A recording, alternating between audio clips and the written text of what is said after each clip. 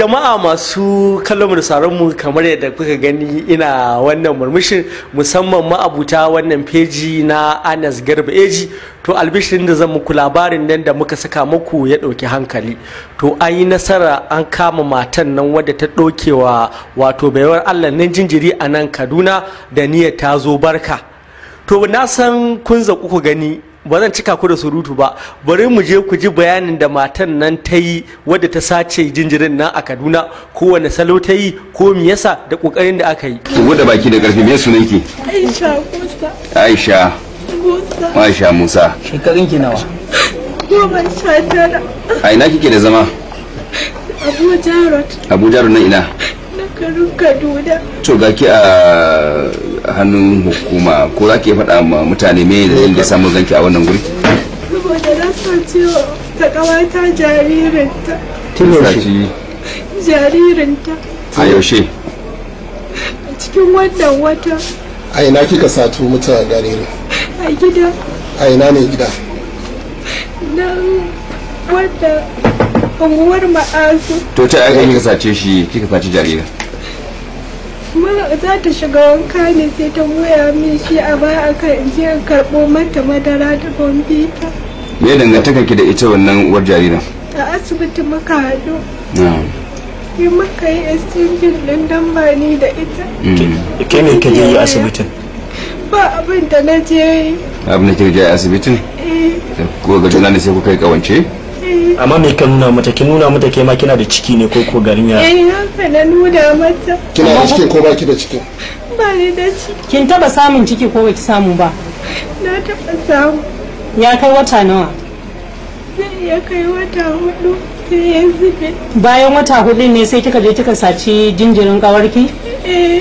me dalilin da yasa ya ga ra'ayinki da satar da kika yi wallahi ni ba fa da wanda asaba san me yasa sai ba da ya hakan ba to bayan kin dau wannan jariri ya aka yi daga bisani bayan na dauka na faɗa wa mijina cewa ni fa jaririn nan ɗauko shi ne don Allah ya taimaka mu to da kika faɗa mijin naki haka shi kuma sai ya ce me shi kuma bai yadda ba saboda ya san ina da matsalar isko kai haka to da kika sai wannan jariri ina kika kai na kuka tafi gidan wata ƙawata na jeri wace ce ita ƙawarta ki sunan ta Hafsa a nan bakin ruwa take bakin ruwa kusa da unguwanki kenan to me kake bauchi saboda na ce dan ba na bane to yayi nasu yaya ta sai take ganin kamar ciwon nan da nake da shi na aljanu ne tunda ta sani da ciki yasa na ce ba ɗana bane to shi mijin naki ya san kin tafi Bauchin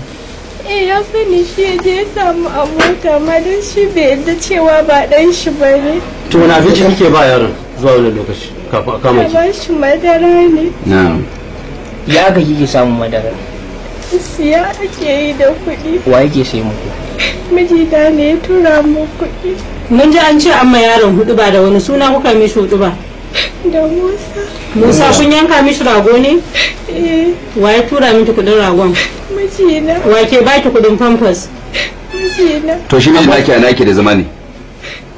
Kaduna. A nan Kaduna kina Bauchi ne dinga tura miki wannan kuɗin? Sana'a me mijin ke yake yi a Kaduna? Sai da akwatina ne. Amma kai kin san dan ba naki bane shi ma mijin ya san haka din ba dan naku bane? A'a shi bai yadda akan cewa ba dan shi bane. Menene yasa yace bai yadda ba ko kuma kike ganin yasa bai yadda ba? Saboda ya san ina da matsalar iska. Amma lokacin da kika samu kike da shi. Cikin da nake da shi ƙarya na mishi. Duk zaman da kuka dinga yi da shi kina da ciki ba wani alama da iya gane cewa kina da ciki ko ba ki da ciki? Kuna tare? Bai gane ba. To amma an bayyana cewa kin nuna mai wata takardar ƙarya ta asibiti ya ga kika samu takardar? Ni na rubuta. Da hannunki? To wani likita ya sa miki hannu?